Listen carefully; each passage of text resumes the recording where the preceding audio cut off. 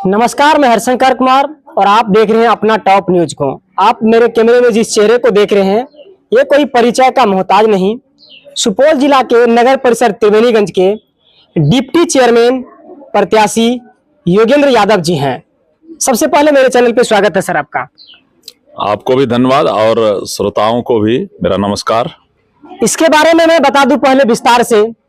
सबसे पहले आप लोग जान रहे हैं कि आपको उप प्रमुख भी रहे और उप प्रमुख होते हुए भी अपने ग्राम पंचायत का काफी कहा जाए कि सेवा किए और काफी विकास भी किए।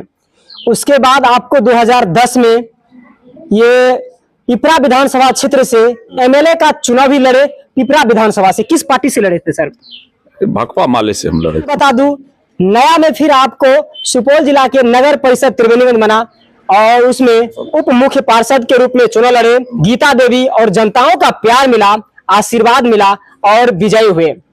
तो सर ये बताइए, जिस उम्मीद और जिस सोच के साथ यहाँ नगर परिषद त्रिवेणीगंज के जनता जितने भी हैं सब आपको प्यार आशीर्वाद दिए और आपको कहा जाए कि जीत के माला पहनाए, क्या लगता है जो बड़े बड़े वादे किए थे उसमें आप कितना अभी तक साबित हो पा रहे हैं? त्रिवेणीगंज नया नगर परिषद बना है जी सर। अभी इसमें परेशानियां भी बहुत है, जैसे कि ऑफिस में आपको स्टाफ की कमी, हर तरह का जो है सो विधि व्यवस्था सब कुछ दुरुस्त होने में भी कुछ समय लगता है। और सब कुछ को मान लीजिए पहले वाला जो है सो एग्जीक्यूटिव साहब, सुपौल के एग्जीक्यूटिव साहब यहाँ आते थे जी। सप्ताह में एक आध दिन एक आध घंटा बैठते थे। उसके बाद फिर मांग किया गया हम लोगों के द्वारा, जो यहाँ पर्सनल हम लोगों को ईओ साहब मिले, फिर पर्सनल ईओ साहब भी आए हैं तो अब समय भी देते हैं और सब काम भी द्रुत गति से होते जा रहा है। स्टाफ भी बढ़ा है धीरे धीरे। तो नया है तो कुछ परेशानी और समय तो लगेगा, लेकिन अब धीरे धीरे कुछ वार्ड में काम बाकी है और वार्ड सब में काम भी शुरू हुआ है। सड़क का और पुल पुलिया का ये सब काम चालू है और जो बाकी है वो चालू भी होगा। नाला साफ सफाई हर मुद्दा पर ध्यान दिया जा रहा है और काम जो है सो अब होगा। सबसे ज्यादा समस्या त्रिवेणीगंज का देखा जाए तो जो अनुपलाल कॉलेज से मेन मुख्य मार्ग तक जो रोड आती है उसका समस्या है। उसके बाद जनता रोड का समस्या है। कई ऐसा समस्या है जो शौचालय का भी समस्या है। तो ये सब समस्याओं पे कब काम किया जाएगा सर? शौचालय की समस्या का तो निदान हो चुका है। जो बीच मार्केट में जो है सो 3 गो शौचालय जो है सो हम लोगों के बोर्ड के द्वारा पारित करके शौचालय का काम शुरू है और दोनों रोड का जो आप बताए दोनों रोड का भी काम शुरू है। नहीं है सो बात नहीं है, दोनों रोड का काम संवेदक द्वारा हो रहा है, जो ग्रामीण विकास विभाग द्वारा, और शौचालय वाला जो है सो तीनों शौचालय का काम जारी है। तो क्या लगता है सर, जिस तरह से नया नगर परिषद त्रिवेणीगंज बना है, पहले के त्रिवेणीगंज में और अभी के 1.5 साल में क्या बदलाव हुआ है सर? बदलाव तो जितना हम लोगों का सोच था नहीं हो पाया है, लेकिन होगा, अमूल परिवर्तन होगा और जो बेहतर त्रिवेणीगंज का सपना हम लोग लेकर आए हैं, बेहतर त्रिवेणीगंज बनाएंगे। सुंदर स्वच्छ त्रिवेणीगंज बनेगा, नहीं बनेगा सो बात नहीं है। और इधर जो है सो लोकसभा चुनाव भी था, 1-2 माह से मीटिंग भी नहीं हुआ है। अब जो है सो चुनाव समाप्त हुआ है, अब मीटिंग होगी।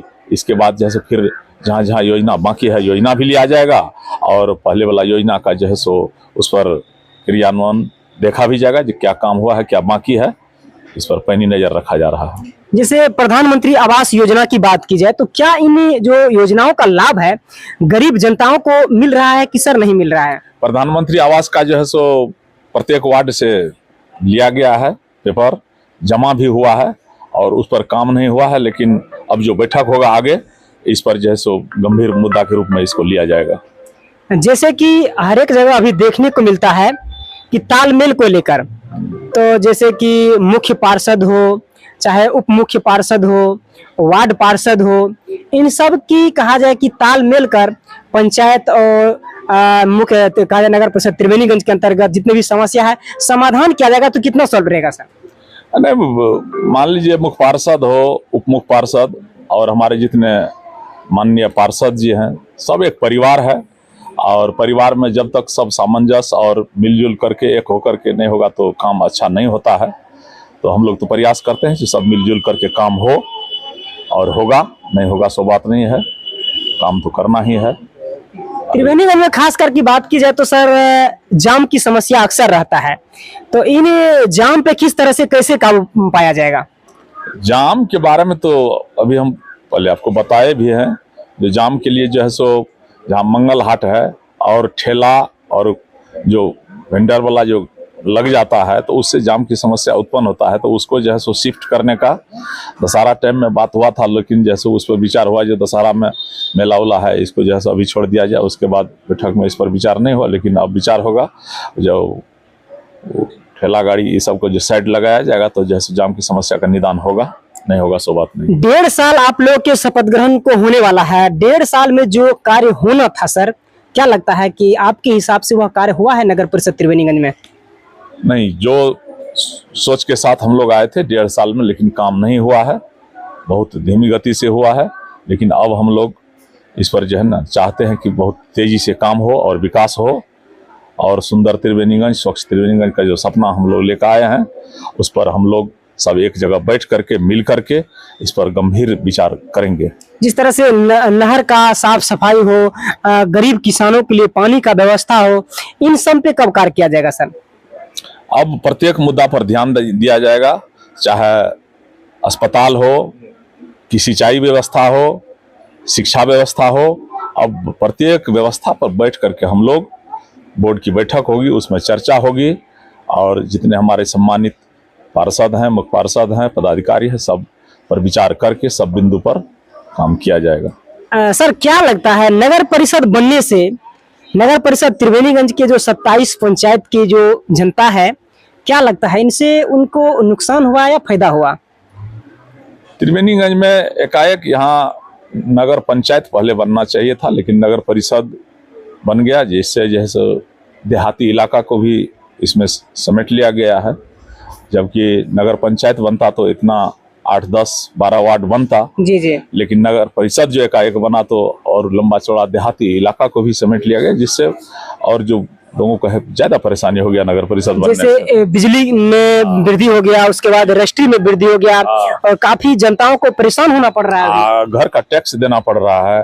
अब मान लीजिए नया में कोई बाहर से कमा करके भी आया, घर बनाना शुरू हुआ तो फिर उसका जो है सो कहा जाता है जो रसीद कटाइए। इस पर भी हम लोग का जो आगे बैठक होगा, विचार विमर्श होगा और उस पर सोच समझ करके जो है सो उससे टैक्स लिया जाए, इस पर भी विचार विमर्श होगा। इससे परेशान है आम आदमी। हर एक सवाल का जवाब आप लोग यहाँ पे सुन चुके हैं। जो मुख्य उप पार्षद कहा जाए उम्मीदवार हैं आप लोग को, तो अपना टॉप न्यूज के माध्यम से जो दर्शक सर आपको देख रहे हैं, पूरा बिहार की तमाम जनता, उनसे क्या संदेश रहेगा सर आपका?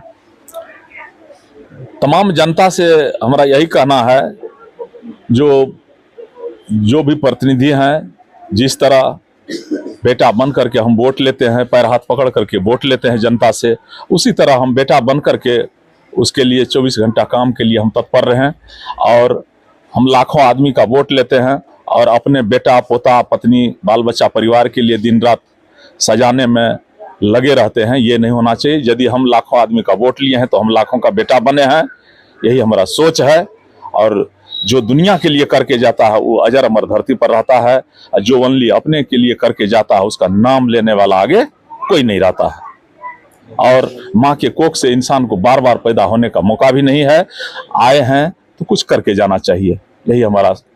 जैसे कि आप लोग जानते हैं, आज अगर कोई लोकसभा का चुनाव लड़ते हैं, विधानसभा का चुनाव लड़ते हैं, उसके टक्कर में आपको कहा जाए कि नगर परिषद में चेयरमैन का चुनाव होता है, तो हर सवाल का आपको जवाब मिल चुका है। और अपना टॉप न्यूज के माध्यम से अगर इस वीडियो को आप लोग देख रहे हैं तो सर के माध्यम से जो संदेश मिला है, इसमें आप लोग कितना खुश हैं, कमेंट करके जरूर बताने का प्रयास करेंगे। मिलूंगा अगले वीडियो में, तब तक के लिए जय हिंद।